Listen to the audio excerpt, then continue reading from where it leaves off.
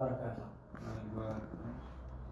بسم الله الحمد لله رب العالمين الصلاة والسلام على رسول الله صلى الله عليه وسلم أما بعد السلام عليكم ورحمة الله وبركاته.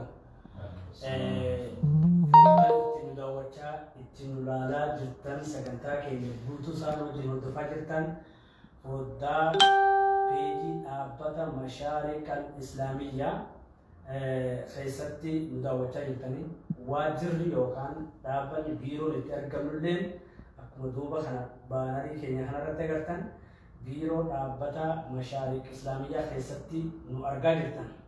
Obboleeyyan kiyyaa haa addunyaa mararra jirtan bakka jirtanitti rahmanni fi nageenyi rabbi isin biraa jiraatu. Rabbiin waan isin yaadan mara walitti isiniif haa qabu.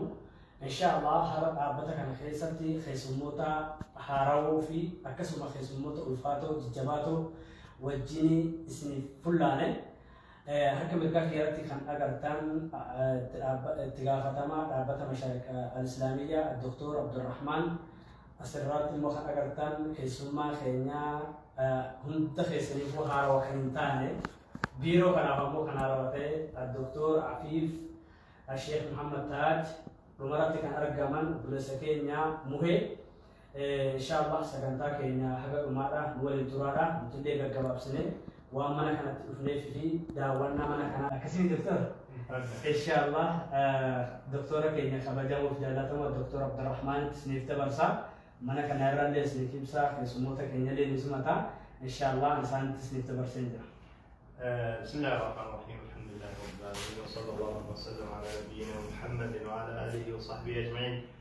Hordoftoota keenya bakka jirtan hundatti nageenya fi rahmata rabbii keessa sinaa kaa'atuuti. Iddoon nuyi argamnu kun har'a biiroo dhaabbata Mashaariq al-Islaamiyyaa keessatti argamna. Guyyaan har'aa kana keessummaa ulfaatoo guddattuun waliin jiranii akkuma san asirraan obboleessi keenya Umar Haydari ta'anii kan jiru keessummaa keenya kabajamoo jaallatamoo Dr. Afiif akkuma san agartee obboleessi keenya Muheedha. Haqiiqatti isaan har'a biiroo keenya dhufanii nu ziyaaruudhaaf gammachuu guddaan natti dhagahamaanii akka agartee warra dhaaba kana ijaara keessatti ta'us baay'ee gammachuu guddaan natti dhagahamaa isaan asitti argamuudha fi manni mana keessanii iddoon keessanii bagaanaa dhufuun isaanin ja'a. Alhamdulillah har'a kunoo wanti kun biyya namaa gaafa jirru gaafa barumsarra jirru Mashaariq al-Islaamiyyaa kana eegallee biyya namaa keessatti baay'ee nama tajaajilaa ture. Gara hundaanii gargaarsa maallaqaatis akkuma sana agartee Qur'aanallee daa'uwallee waa hunda irratti nama keenya walitti fiduudhaan gargaarsa nyaataa waan adda addaa godhullee biyya san ture jechaadha. Biyya kana galee biyya keenya kana keessatti waan gurguddaa baay'ee hojjete naannoo Walloo keessatti gara baatirraa qabee hanga wasan qorqor jidduu kanatti rakkina ture hundi keenya hin beekani rakkina san uummanni keenya haa qolachuu jechaadha agartee gargaarsa nyaataadha akkuma sana agartee gargaarsa maallaqaa akkuma sana agartee gargaarsa Qur'aanaa akkuma sana agartee horsiisa mashaayikootaaf haga nama 32 re'ee sadi bituudhaan akkasitti sanillee godhee bishaanillee baasee jira. Iddoo baay'eetti hojii khayrii kana hojjetaa jira. Udhiyyaa amma guyyaan gabaabduu booda Eid al-Adha dhufaa jira. Waggaa lamaan taree Rabbi nu gargaaree bakka baay'eetti gargaarsa waggaa taree hanga nama 800 argate.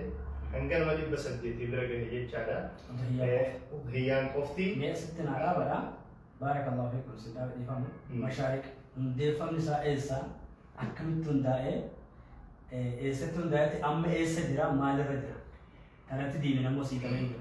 Mashaariqni iddoon itti hundaa'e biyya Suudaanitti hundaa'e. Sudaan Itoophiyaan ala barumsarra ture jechaadha.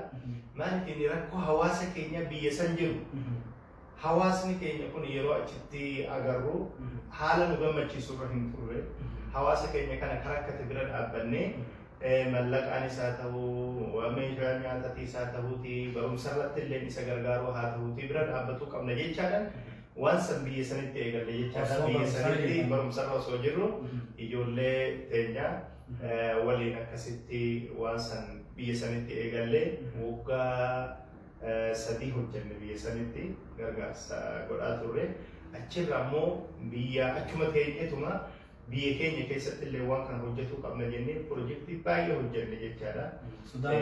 Sudaan mateenya asitti amma wayisa jira mashaarik. Amma mashaarik kun shaggar jira. Shaggar jira. Naannoo Oromiyaa jira. Alhamdulillah biiroolee malatee kuni kunoo biiroo isaati.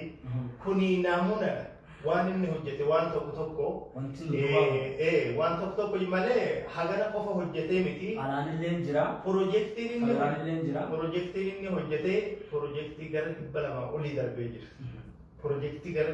olii darbee jira haga qalama barataa bituu daftara bituu boorsaa barumsaa deemuu bituudha hanga saddeemi jechaadha dhaabbanni mashaariqa islaamiyaati ammallee itti fufaa jira torbee lamaan dura walloo turre gargaarsa akkasuma mashaayikoota nama 22 re'ee 3 akkasitti dheeree jecha dhaabbanni kun maaliifini mashaayikoonni horsiisuudhaaf warra mashaayikoota baadiyyaa keessatti ijoollee quraana barsiisan kitaaba barsiisan warri sun agartee nama harka nama eeggatuun qabu aalimni dureessa ta'uu qaba aalimni ofiifuu nama gargaaruu qaba kan jiruurraan ka'e piroojeektii isaan akkasitti gargaarree waggaa 2 dura nama 10 mashaayikoota warra quraana qaraasisuu kenninee ture re'ee 3 har'a re'ee nama 16 gahee jira nama 14 gahatee ni jira nama re'ee 3 kana gahe waan si ajaa'ibu sooma keessa deemnee gara allaalaa kanatti deemnee mashaayika lama ani ofii kiyyaa kan dhaqee ilaale mee waan waggaa 2 dura sinii kennine fidaa jenneen bara 2 dura sinii kennine fidaa jenneeni isaan kan isaa ta'uun barre laa nu hittuu nubbaa kennatu amaanaa sinitti kennina qalatuun hin danda'amu gurguratuun hin danda'amu horsiisuu qofa jenneen waan san fidaa jennaan amaanaa jenneeni wallaahi sheeka tokko biratti re'ee 13 Kabiroo fide jenneeni obbaa fide kun 16 fide dhufe takkan na jalaa du'e sani achi kun kana jedhee nu agarsiise irraan gurguranne waa tokkoon goone alhamdulillah namni kuni rakkina keessaa darbe jechaadha biratti hin beelabu biratti rakkatu biratti wanni hin ta'u kuni yoo akkasitti kunuunsee itti fufee waggaa dhufu warra zakaa baasuu danda'u jecha waan san irra dhaabbannee nama 10 kenninee sun sadarkaa kana gahe ammallee dabaluu qabna jennee gara gallee nama 22 mashaayikoota